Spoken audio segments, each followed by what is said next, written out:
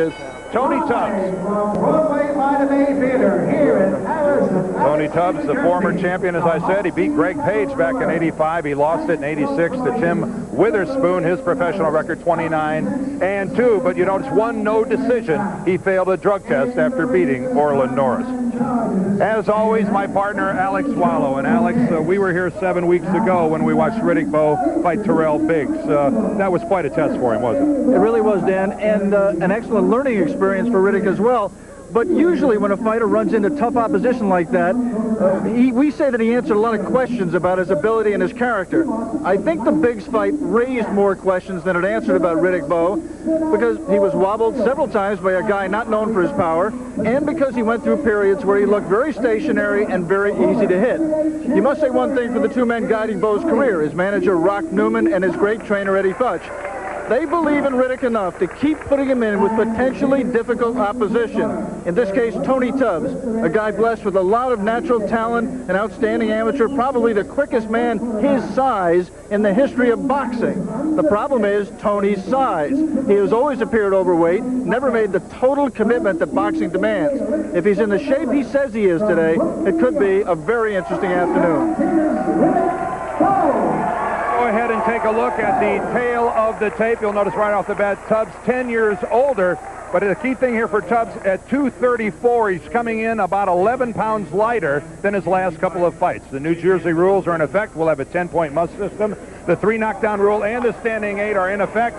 A fighter cannot be saved by the bell in any round, and the ringside position can and may stop the bite. And there's Joe Cortez, who is our referee here today. And there is the bell. This is scheduled for 10 rounds, and Riddick Bowe leads it off with a good, solid jab. Yeah, and that was a wake-up call for Tony Tubbs. I mean, we thought that Tubbs who has the superior hand speed. Oh, a big right hand. I think that might have been, I'm not sure, Dan. I think that might have hit a lot of gloves. Yeah, it hit a lot of gloves. Some of it hit the ear, though. So far, Tony Tubbs is not doing anything of what we expected in terms of trying to establish his jab. He, that being Tony Tubbs in the black trunks, wants to make this fight a test of skill. Riddick Bowe in the white trunks wants to make it a test of power. He has a big edge in that department. And I think really the key is, Dan, who is in condition to impose the nature of the fight, to dictate the pace. Left hand to the body by Riddick Bowe, down by the belt. Both fighters hitting inside. Inside uppercut by Riddick Bowe, and another. Oh, and another. You can see that last uppercut landing flush on the chin. And Tony Tubbs is up against the ropes and hurt.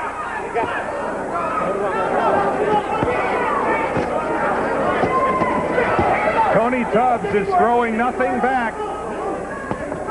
Remember, Riddick Bowe had Terrell Biggs hurt early in his fight and could not finish him. Did catch up with him later in the fight. He actually had Biggs hurt much quicker than this. He hurt Biggs about 10 seconds into the fight. We're here in round 1. And already a tough experience for Tony Tubbs. But as you watch the learning of Riddick Bowe, right now he's making a mistake. He's letting Tony Tubbs lay inside with him. When he's got him hurt, he's got an advantage. He should be getting distance with the jab and throwing hard punches.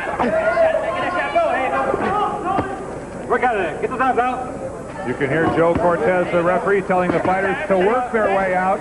He's the referee that doesn't come in and break up every time the fighters are in close. Oh, and another good left, and then another right by Riddick Bowe. And the surprising thing here, Dan, is that Riddick really is right up there in terms of hand speed with Tony Tubbs. Tony seems to have lost some of his speed, and Riddick is matching him. Bowe's camp was actually, Alex, worried when Tubbs came in in what they thought was better shape than they anticipated. But it has been all Riddick Bowe. Well, you can see Tubbs had to spin all the way around after a wild right. You saw Tony score his best punch of the fight, a left hook, but although Tony might land some punches that look like they should do some damage, he is not a power puncher at all. He doesn't plan himself, he backs off, he's got his weight back, he doesn't commit enough to a punch to hurt anybody. The final seconds here of the first round. Remember, we're scheduled for 10. A solid beginning for Riddick Bowe. Late in the second round, and Tony's cornerman jumped in immediately and stopped the fight.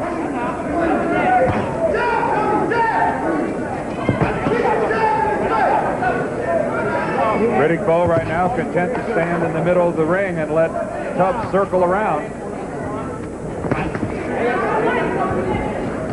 Riddick Bowe yesterday telling us that he was going to be the aggressor, that he did not want Tubbs to get set, that he wanted him to constantly be fighting off balance. Called Tubbs what? A slickster. Tony Tubbs came in in the ring bone dry when the bell for round 1 started. He is right now pouring sweat. That first round got his attention.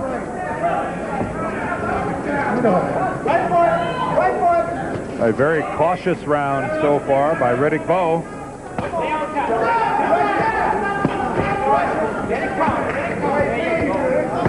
These two men have sparred in the gym, Dan, and I think they both know that they like to counterpunch, and I think that's why they're both waiting so much. There is Riddick's wife, Judy, who is ringside. What's the head? What's the head? I believe some of Riddick's children are here in attendance as well.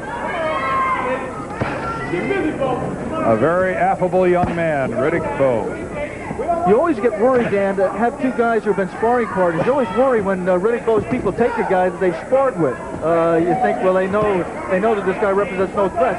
The strange thing about this fight is that, according to people who have no alignment with either camp, Tony Tubbs gave Riddick Bowe all he wanted in those sparring sessions out in Las Vegas. And the people who saw those sparring sessions, when they heard that Tony Tubbs would be the opponent, were amazed.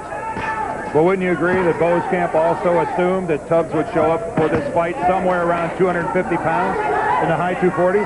That's right, but what Riddick said was, Tony may think that I'm going to be the same fighter I was in the gym. I'm going to be much better on the day of the fight. I think Terrell Biggs made sure of that. This is not the same fighter that Tony Tubbs sparred with.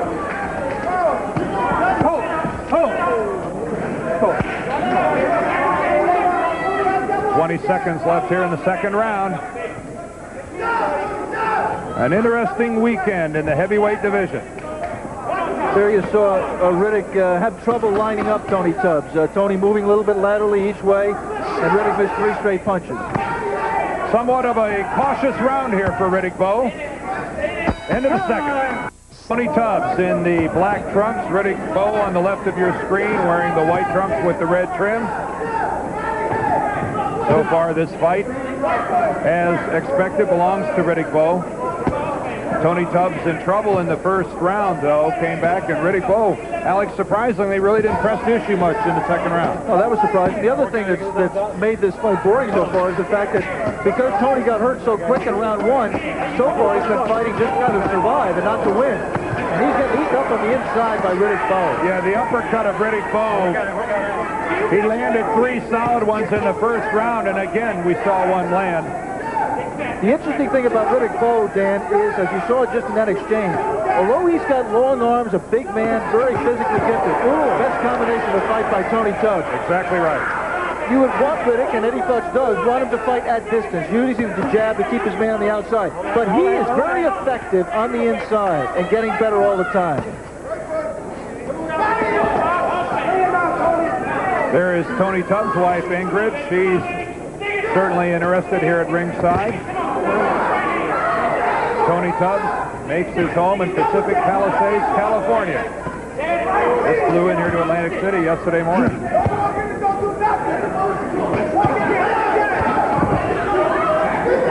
Good look at that jab of Riddick Bowe coming right at you.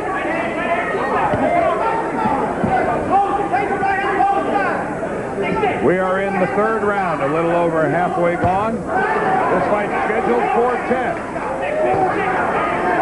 And Tony Tubbs beginning to look, Alex, like a fighter with a little more confidence. He seems to be getting into a little bit more. Bring out clean. Riddick Bowe upset that he ate so many of Terrell Biggs' jabs back in early March. Vowed to move his head more, that he spent the last 7 weeks working on slipping that jab. Did you notice any difference?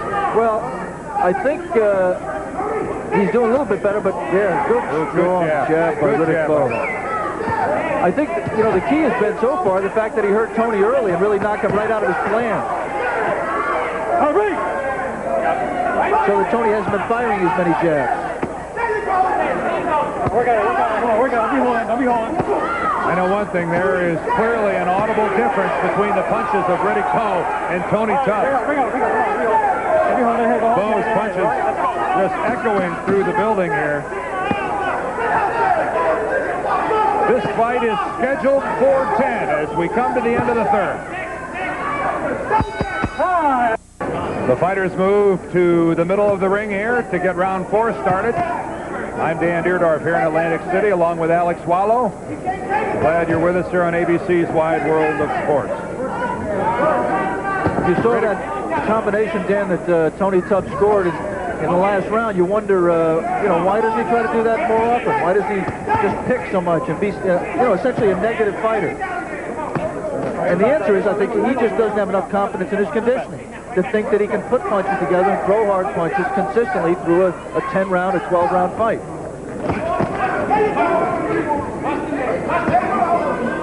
Why a man with as much talent as Tony has wouldn't get himself in absolutely peak condition to try to go after the kind of millions of dollars that are available to heavyweights, even as contenders for the heavyweight championship, is one of the great mysteries.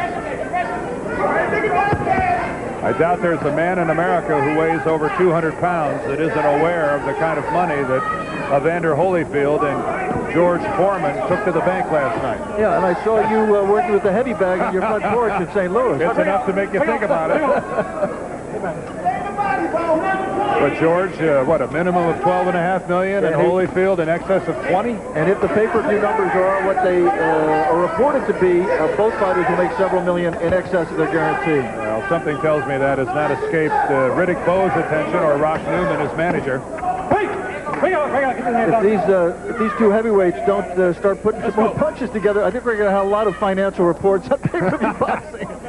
Again, a reminder that coming up later in our show that we'll have a report and interviews. Alex talked to both Evander Holyfield and George Foreman. That'll be up before the end of the show after this fight.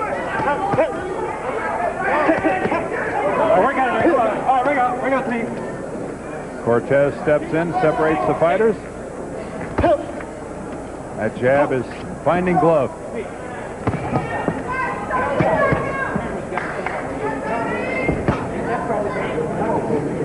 Well, one of America's great fight fans is here in attendance today. There's Gene Hackman. He was at ringside as well last night, and if there's a big fight, Gene Hackman is there, and he is not there to be noticed or sign autographs. He's there because he's a tremendous fight fan. And you know that because he comes and watches the 4-round prelims and stays through the walkout fights.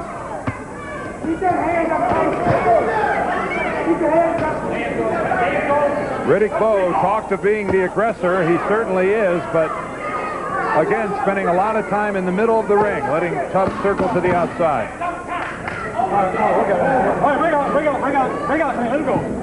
Round 4 is coming to a close. Stay with us, won't you? And we're now in the 5th round from Harrah's in Atlantic City. That's Riddick Bowe on the left, Tony Tubbs on your right. Oh, and there's a good right hand from Riddick Bowe. Tony Tubbs was in real trouble in the 1st round. It was a typical start for Riddick Bowe, getting his opponent in trouble. But then, for some reason, Riddick Bowe really took it easy and allowed Tony Tubbs to regroup in the 2nd round, and he appears to be unfazed. You know, you almost get the feeling watching Riddick that he's trying so hard to learn his lesson that he's a little bit mechanical right now. You can see him thinking what Eddie Futch has put in him and what he's to do. And he's got to just get this stuff to become second nature so he reacts more and doesn't think quite as much. And that's just all part of the learning process. If you're going to learn, it's hard to imagine having someone in your corner more knowledgeable than Eddie Futch. And I guess a key factor there is what Riddick Bowe thinks of Futch. He refers to him as his Papa Smurf, and, obviously an extremely close relationship between the two. Speaking of close relationships, I want to pass along our congratulations to Jimmy Davis, audio technician here at ABC, who's retiring after 39 years with our company. Jimmy and his wife Imelda are going to move to upstate New York, a town called Edinburgh on the great Sacandaga Lake, Alex. And we're going to miss Jimmy, a part of our Monday night booths, the 20 Indy 500. Good luck, Jimmy. Happy retirement. One of the great audio men and a lovable characters on the scene at ABC Sports. We want to remind our ABC stations that at the end of this round, we're going to be taking a station break.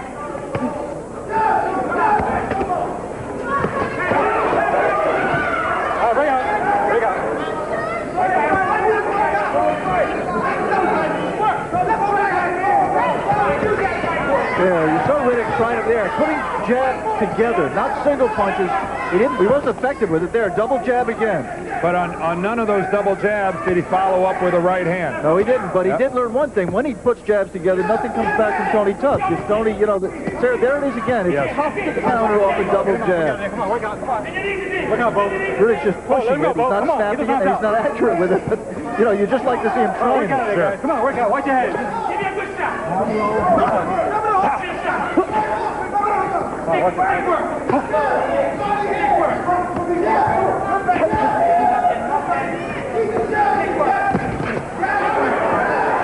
Yeah, it's a sign of the hand speed of Tony Tubbs. And you can see the look on Bowe's face that caught him by surprise.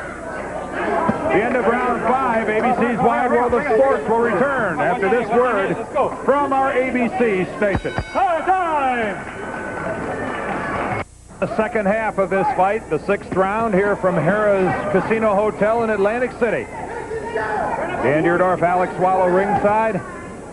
This is Tony Tubbs and Riddick Bowe. Ooh, and Riddick Bowe working low to the body, lands a couple of good shots. One of them borderline. And Tony Tubbs retaliated pretty effectively. I think Riddick Bowe would be well served to try to pick up the pace here. This kind of slow pace favors a guy who is not well conditioned, who is not, you know, bred to the distance. To use the Derby parlance we're going to get into very soon. And Alex, of course, referring to the fact that Riddick Bowe is 23 and Tony Tubbs is 33.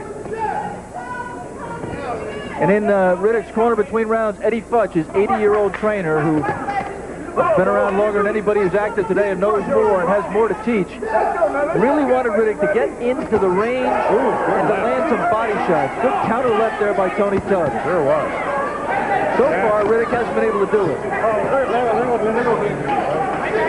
Let's go.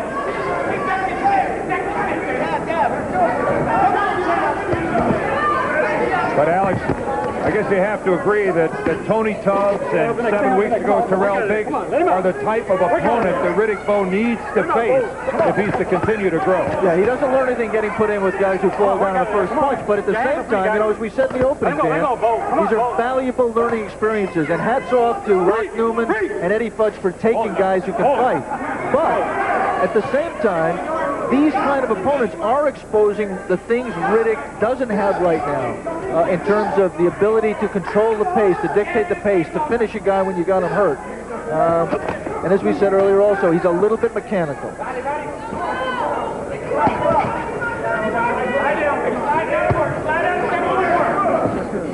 Whether he will stay mechanical, as I said, will be determined down the road when he's had an opportunity to let all the things he's trying to digest become natural to him.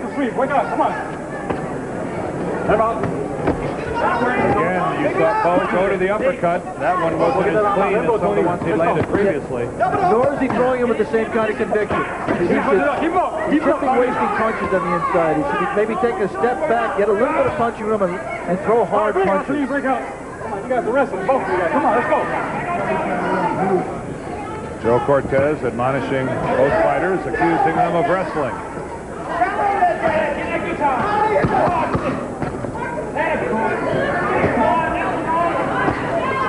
Riddick Bowe closes out number 6 with a flurry.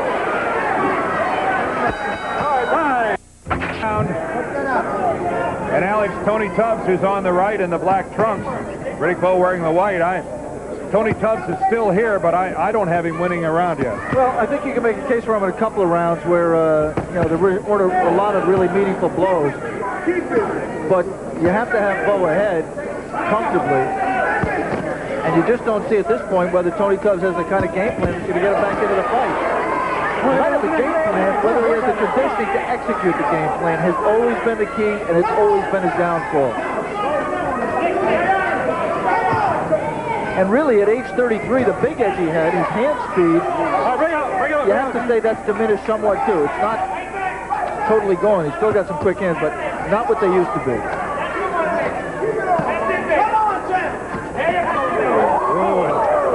Bowe feigning with the left came in then and badly off balance, sailed over the top of Tony Tubbs. That was the case of a former outstanding amateur looking very amateurish. Oh, good left hand by Tubbs. And that time, Tony beat Riddick to the punch, and I believe he hurt him a little bit. Just stunned him momentarily. And if I wasn't sure of that, I'm now sure since Riddick made a face like he wasn't hurt. Tony does not follow up. Again, it looked like, though, that the reason Bowe got hit like that is he was off balance again. He was a little top-heavy, leaning far too forward. He was trying to throw a punch, and Tony landed one before he did, and he was off balance. A reminder that at the conclusion of this fight, we're going to have a report on last night's heavyweight championship fight between Evander Holyfield and George Foreman. We will have interviews with both of the fighters. Oh, work out here. Come on, get the thumbs out. Get him out. Come on, watch your head. Watch your head. Meanwhile, we're watching other heavyweight action. Let go, Bowe. And Riddick Bowe, the man on the right, certainly has to view himself eventually as a man who's going to step into the ring and fight for the title. Oh, yes. All right, let him out. Work out. At least I hope he is. Everybody else is viewing him as such.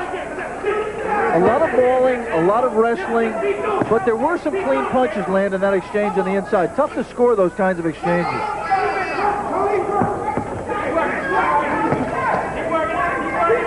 Watch the little bit of movement that Tony Tubbs gives. The problem with it is that he goes both ways. He moves both sides. And that's giving Riddick some trouble in terms of cutting the ring off to land his punches.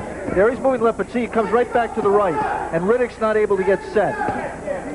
Well, if this fight does go the distance, 3 judges at ringside, Frank Caro, Gene Williams, and Richard Strange. We're scheduled for 10. This is the end of 7. Here we go for round number 8.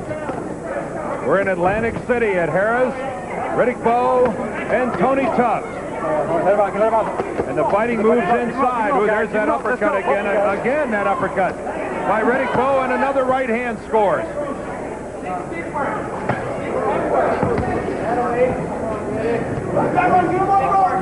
That time when both fighters were in close, it was obvious to see the scoring punches landed by Bowe.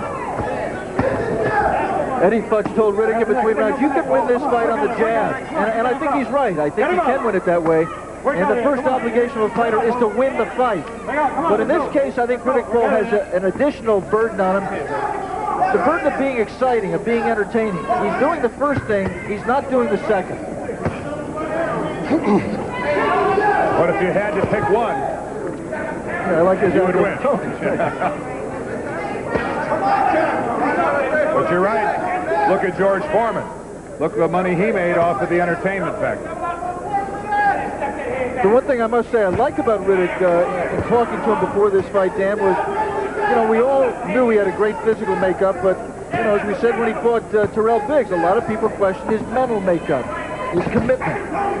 And he has been much more serious, much more mature, relaxed, less to clowning around, and that really bodes well for his future down the road.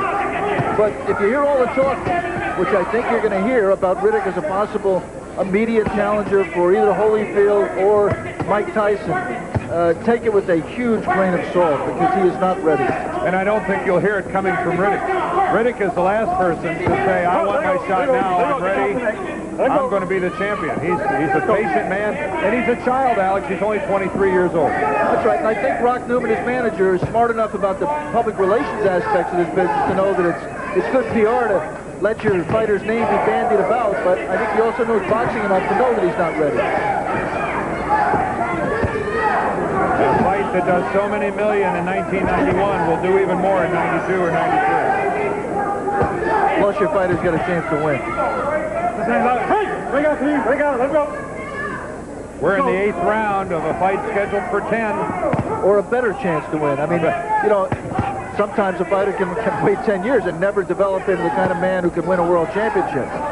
And I think the jury is still out on Riddick.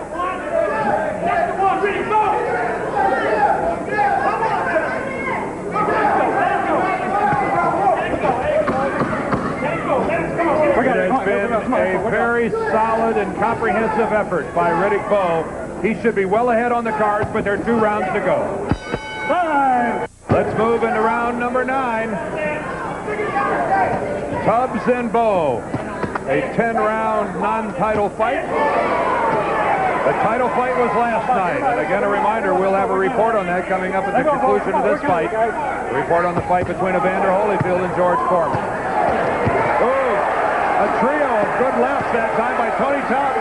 And here's the most action we've seen since the first round. Best exchange of the fight. Riddick opened the round with a good scoring right hand. Tony Tubbs took it, came back with a series of 4 and 5 scoring punches.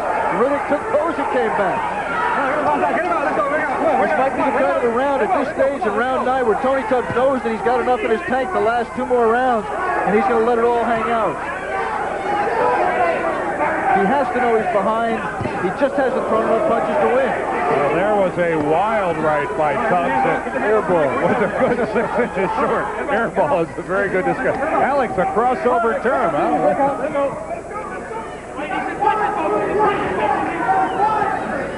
You know, a reminder I should pass along that a week from tomorrow is going to be the 30th anniversary show of ABC's Wide World of Sports. And Alex, I want to lead you into this. A good segment of that show is going to be on some of the great boxing that's taken place on ABC over the years. Dan, boxing really has played a big role in the 30-year history of Wide World, and I had a lot of fun working on those segments, and I think for the boxing fans in the audience, they will get a tremendous kick out of seeing especially the retrospective of Muhammad Ali's career, and I hope they share my feelings about a visit I made to Muhammad at his farm in Michigan a couple of weeks ago, because it was a very special moment with an unbelievably special man. And I think you will put aside some, I'm going to call them myths that are floating around about as to the state of Ali's condition and his ability to care for himself. Well, the one thing, I went out there, Dan, scared to death because of the way I had seen Muhammad. He looks bad when you see him walking and when you hear him talking. His movements are very slow and his speech is very low and slurred. But when you spend time with him, as I had a chance to do, you understand that that he is in there. The mind is 100% intact, and that was very, very reassuring to me. And he still enjoys life in a special way. That's a week from tomorrow, right here on your ABC station, the 30th anniversary special of ABC's Wide World of Sports. Let me say, Dan, I'm not trying to be apologist for boxing or for the damage that Muhammad suffered in the ring, and we all wish he hadn't done it, but he is in better shape than I have been led to believe. We have 1 round to go. Tony Tubbs and Riddick Bowe. Stay with us. Joe Cortez tells the fighters to touch gloves they do, and the final round is underway. Tony Tubbs the counterpunch. He goes back, lays down the ropes, and then rips a punch to the body. Well, Riddick Bowe really selling out on that right hand. Finds himself off balance, and Tubbs has done a good job all fight long of throwing in a decent counterpunch every now and then. You know, those kind of punches you see right there are amateur punches where you just want to put the white portion of the glove on the opponent. In the professional ranks, you have to make the punches count for something. And that a punch that appears to expend a lot more energy than damage it exacts from your opponent.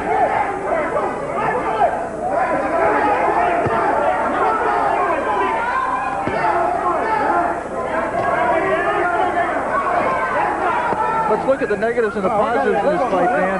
For Riddick Bowe, this is the longest he has ever gone. He had an 8-round decision. All his other fights have been less. So he's into a 10th round. I think Riddick knew coming in that he would have to go the 10-round distance with Tony Tubbs. He's a durable opponent, smart veteran who knows how to survive, and has. And it's possible that the kind of pacing that you've seen from Riddick is just a product of that fear of the distance, that unknown territory.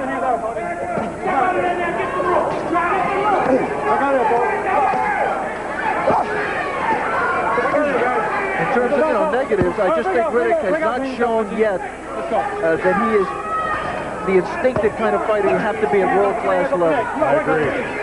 I think back to what you said. He needs to think less and react more. But I don't think it's necessarily bad at this stage, you know, to fight this kind of a fight. Come on, work out of here. Come on. While he's learning. Work out of here. Let's go. Come on. After our fight, we'll have our report and our interviews with George Foreman and Evander Holyfield. 1 minute left here in the 10th and final round of this heavyweight fight. Come on. And Tony Tubbs is trying his darndest to knock him out, because that, for sure, is his only chance of winning this fight. Oh, a good left hand right to the solar plexus by Tubbs.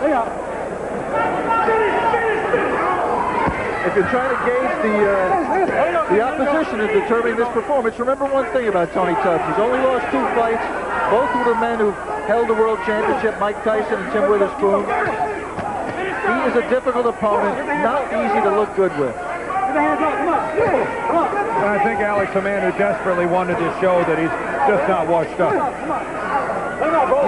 You're right, Dan. You just wonder why he didn't take this opportunity to get himself in tip-top condition.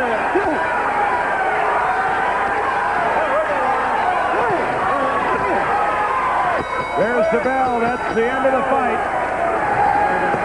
So we will be back with the decision and then our report on Evander Holyfield and George Foreman, their undisputed heavyweight bout that took place here last night. We'll be right back. Ladies and gentlemen, from Harris, Atlantic City, New Jersey, the scoring by points as follows. Judges Frank J. Cairo and Richard Strange each score 96-94, while Judge Jean Williams, she observed 97-93. For the winner by unanimous decision and